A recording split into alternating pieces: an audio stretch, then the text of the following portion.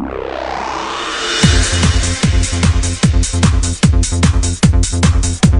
in a building.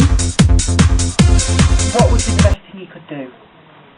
One thing would be to learn the fire procedure. Would you know what would happen if you discovered a fire? Would you know how to sound the alarm? Many different ways to do that. Would you know if you left the room, where would you go? Where would you assemble? Do you also know where do you mean by, say, front door? Could be many doors. Do you also know where the front of the building might be?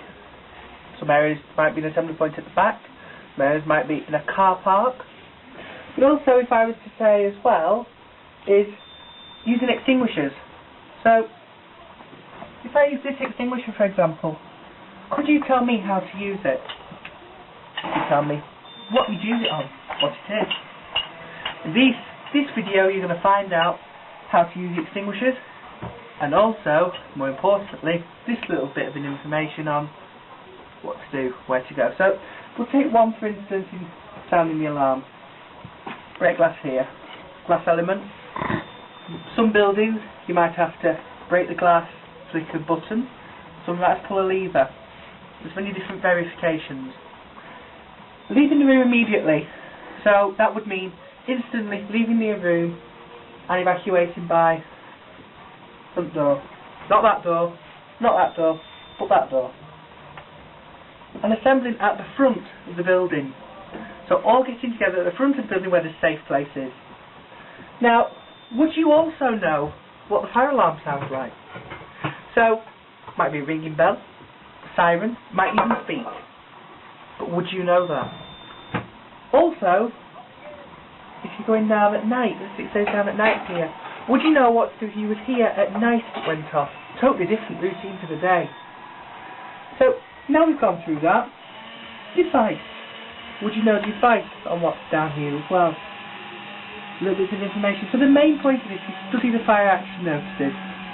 Also make sure you're equipped in knowing how to use the extinguishers, where they're located, and also where the brake glasses are located. The simple terminology of this is, you see a fire, break the glass. You stop. Stop.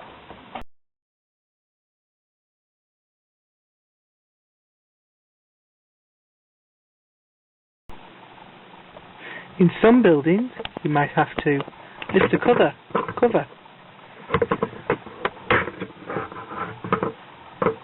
and break the glass. Some you will have to pull down a lever.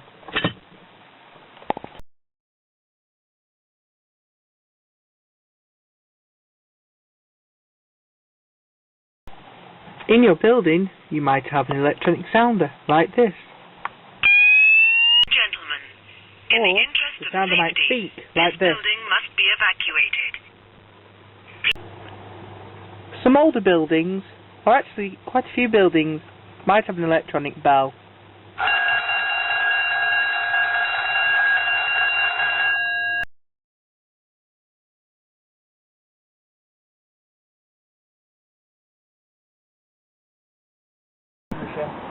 This is a 9-litre water extinguisher. They come in usually come in different shapes and sizes, starting off with 3-litre water extinguishers, 6-litre water extinguishers, they're with additives, and the 9-litre. These are equivalent to just a long stream jet of water. The model we're showing you here is in a stainless steel, but their normal signal colour is red. So basically, we're going to demonstrate the water extinguisher for its only use, which is a Class A fire, which is wood, paper and textiles. So basically we've got our wood, paper and textiles area here, and we're going to light that and then demonstrate how you use it with the extinguisher. So if we light the wood, paper and textiles one with the thank you. So we're going to light the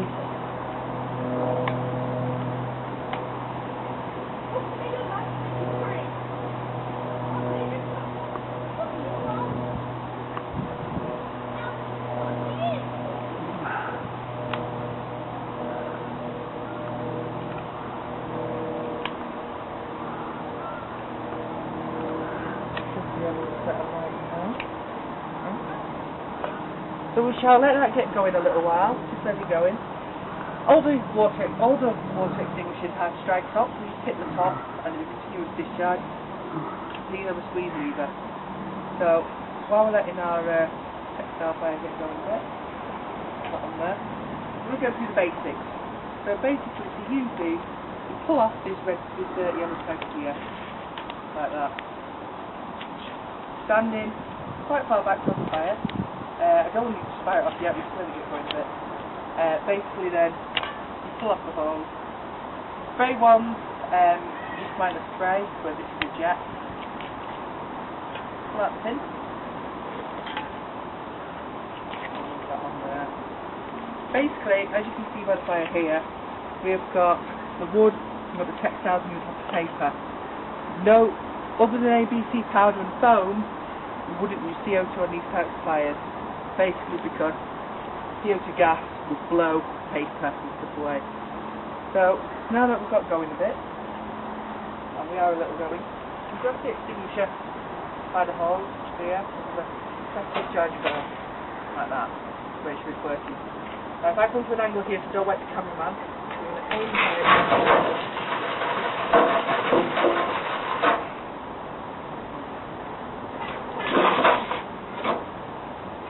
Now the water cools down the fire, which puts out. Now as you can see it's still smouldering, but it is damp. Just to make sure there is no flashback or anything. Thank you for watching.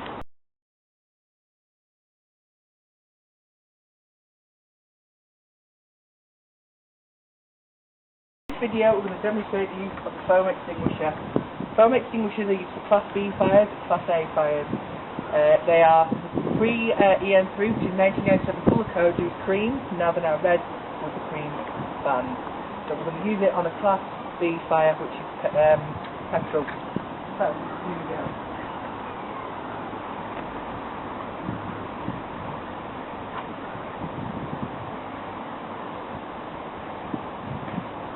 We did light, but what's that?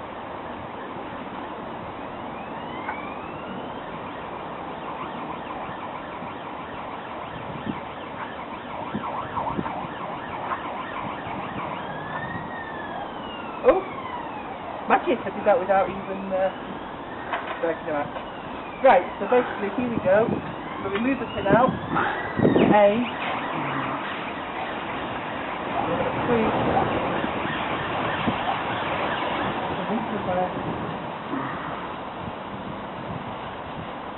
Making sure we use the whole extinguisher, especially in the pan.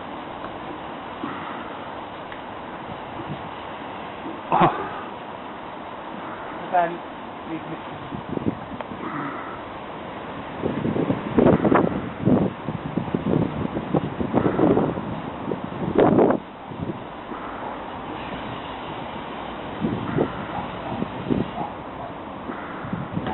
There we go.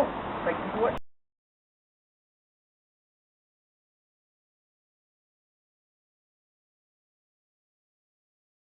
Now then, if you have a fire with electrical appliances, you wouldn't use water. You wouldn't use foam. You could, but not really recommended. And powder would definitely be usable, but it would just throw everything out. Now, this iron is somewhat decided to ignite, and we're going to have to put it out. So, what should you do? How would you put that out? Well, CO2 would be the option. The CO2 extinguisher we have here is black, is red with a black colour code. The old colour would be black. This is how you'd use it. So you'd remove the pin by pulling it out. The pin comes out like that. So hopefully if this had set fire in your building, you would sound the fire alarm and it would be out. So now you aim the horn towards the fire. Press discharge there. Then right, like that. You do not at all hold the horn while it's in use, because the horn will get cold and it could cause frostbite. So, now that's out,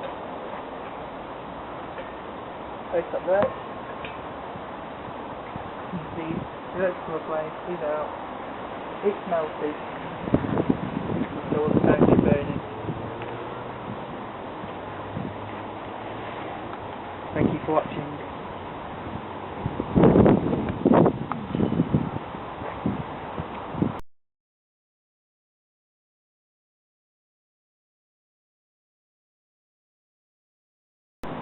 Now, if you're going to use this video to demonstrate the Class F wet chemical fire extinguisher, if in a commercial kitchen, some residential kitchens, you'll have a deep pat fryer or you'll have a chip pan. If it ignites, you cannot use the other fire extinguishing substances, powder, foam, water, CO2. You can only use wet chemical.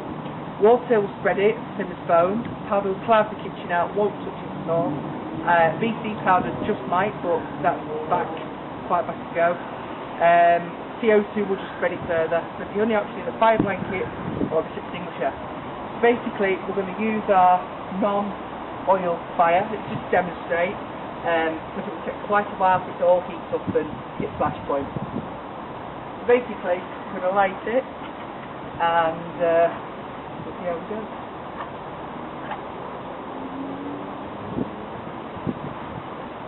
And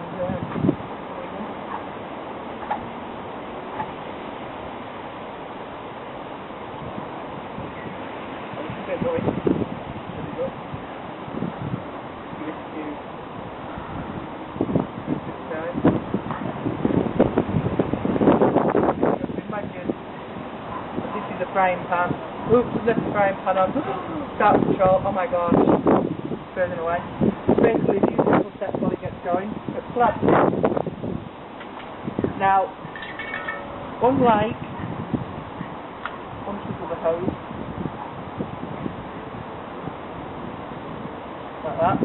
Now, unlike the majority, you've got to have the lance. So, you hold the lance away, point towards the fire. Don't go near. So you catch it going like I do. Spray. Slow circular motion.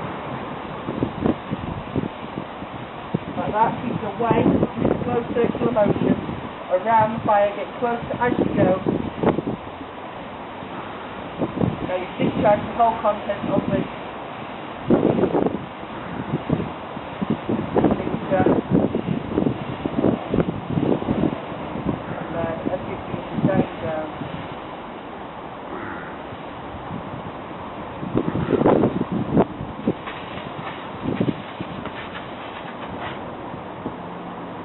Right, so now the aim of the wet chemical extinguisher is to seal the top of the oil.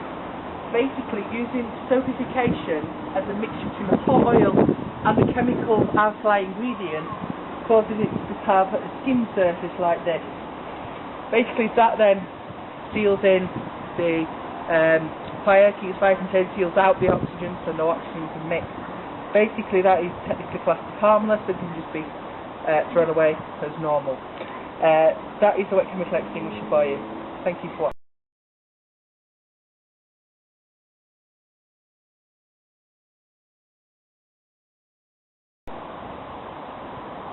If you're in a residential house and you have a pan fire, so your pan catches on fire, we're going to need a fire blanket. You might not have a wet chemical, don't use a powder extinguisher, we're going to use fire blanket. So we're going to use, usually it'll be hung up, but we're going to do it. So we're going to put it out of its container.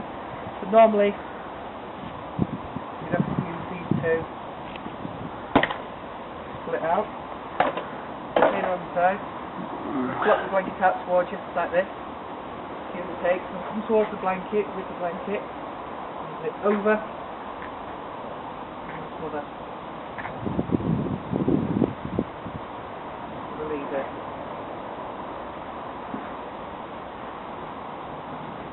Like that. Basically then, once it's left,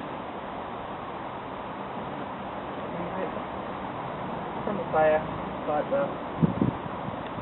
The blanket will be scorched, it will be protected. Thanks for watching.